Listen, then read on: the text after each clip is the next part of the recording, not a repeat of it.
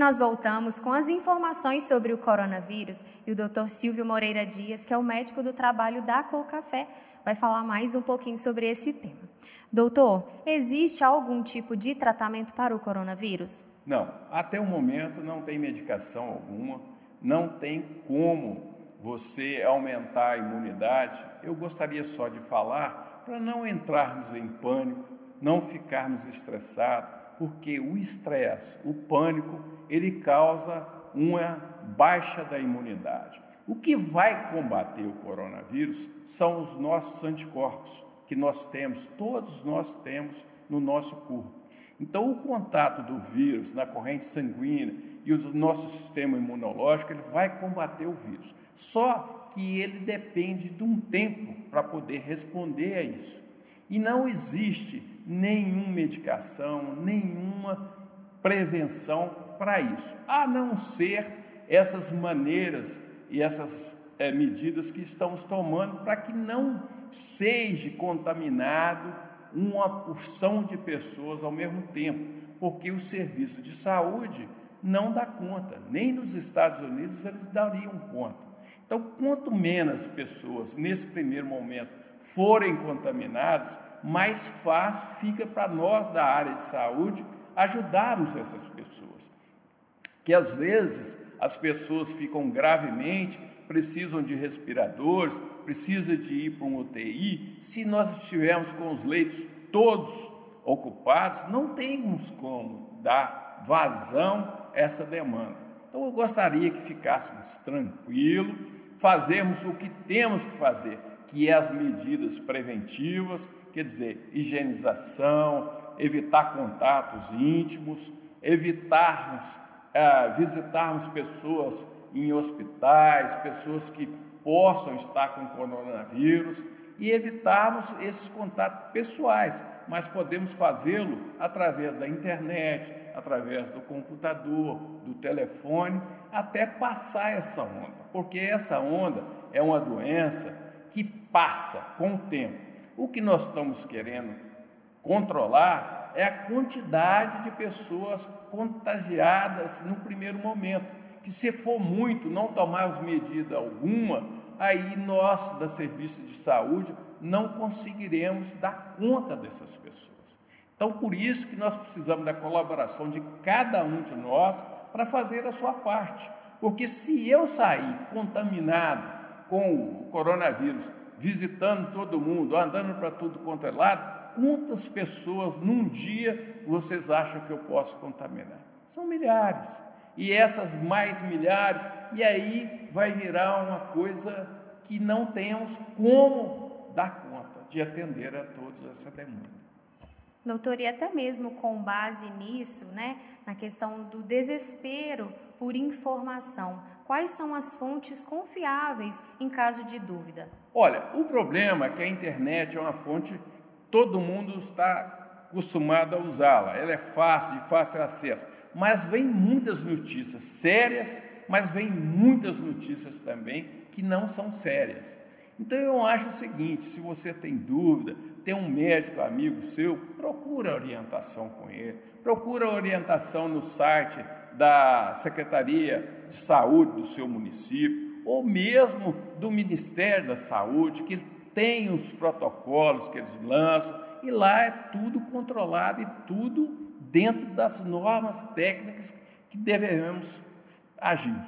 E fora disso, não devemos ficar escutando o que faz isso, que isso tem cura, que isso tem medicamento, que isso fazendo assim previne. Não tem nada, porque a medicina é o seguinte: primeiro, nós temos que ter estudos que provam que isso realmente resolve.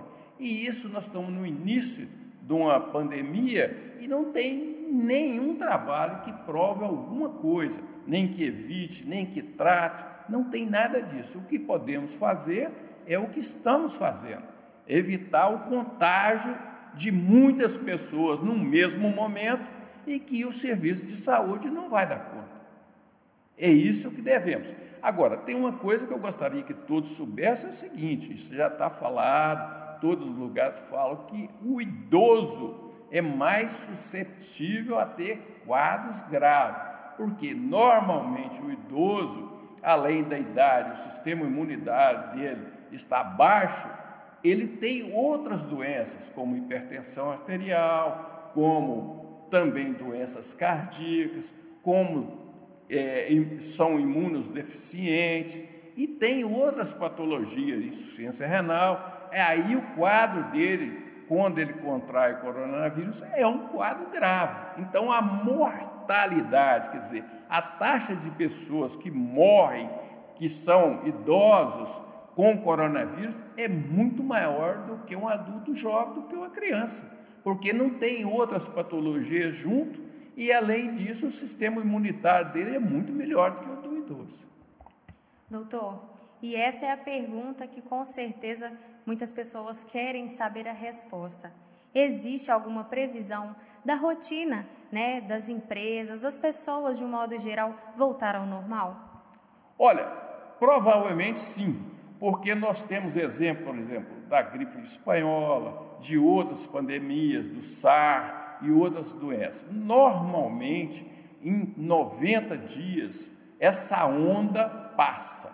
No primeiro momento são mais pessoas contaminadas, depois vai diminuindo até sumir. E além disso, quanto mais tempo nós ganharmos, mais prazo nós temos para arranjar vacinas contra essas viroses.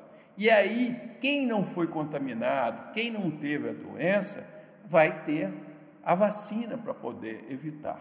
É esse o nosso objetivo. É o objetivo de não ter, num momento rápido, muitas pessoas contaminadas e doentes, numa demanda muito grande por internações e, às vezes, por leite de UTI, e nós não temos condições de atender a todos. E não existe nenhum país no planeta que tenha essa condição. Mesmo os Estados Unidos, com os recursos deles todos, eles não têm respiradores para todas as pessoas, e nem leitos de UTI, que isso demanda médicos, leito, o local, e fica complicado. Então, a nossa vontade é que quantos menos pessoas nós tivermos contaminados, mais fácil fica o tratamento dessas pessoas. Mais condição, por exemplo, os hospitais têm, os médicos têm para atender essa demanda. Agora, se é uma demanda muito grande, como é que nós vamos fazer? Aonde que nós vamos colocá-los? Então, nós precisamos da colaboração de todos. A pessoa tem que ter na cabeça o seguinte: se ele foi num lugar contaminado, ele vai levar essa contaminação para dentro da casa dele. Então, se ele ama muito os filhos, a família, o pai, a mãe, ele não deve levar isso. Então, ele tem que evitar isso, porque ele não sabe como é que o filho dele, a mulher dele, o pai dele, a mãe dele vai responder a esse coronavírus. Então, vai expor a um risco que não tem necessidade. E são medidas básicas, simples. O quê? Lavar as mãos, evitar ambientes fechados, evitar aglomerações, evitar contato físico, quer dizer, pegar na mão, abraçar, beijar, essas coisas, nesse momento, deve ser restringido.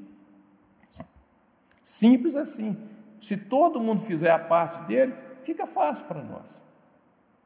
Doutor, muito obrigada por transmitir essas informações, esclarecer todas essas dúvidas que com certeza o nosso público interno, os cooperados, devem ter, e o senhor, como médico, médico do trabalho da cooperativa, nos ajudou trazendo essas informações. Muito obrigada. De nada, Azório, eu fiz um gesto aqui para vocês entenderem que isso é contaminação. Todo mundo tem o hábito de passar a mão no rosto, e é aí que contamina. Por que eu tenho que higienizar a mão? Porque se eu passar a mão no meu rosto, minha mão está limpa, não vai levar nada.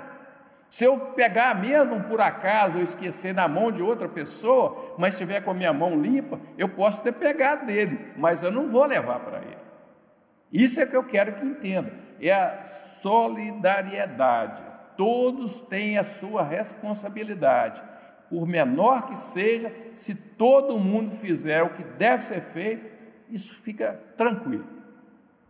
A cooperativa sempre se preocupa com todos os seus públicos, internos e externos. Continue nos acompanhando e saiba mais sobre todas essas informações de prevenção que a cooperativa está transmitindo. Obrigada.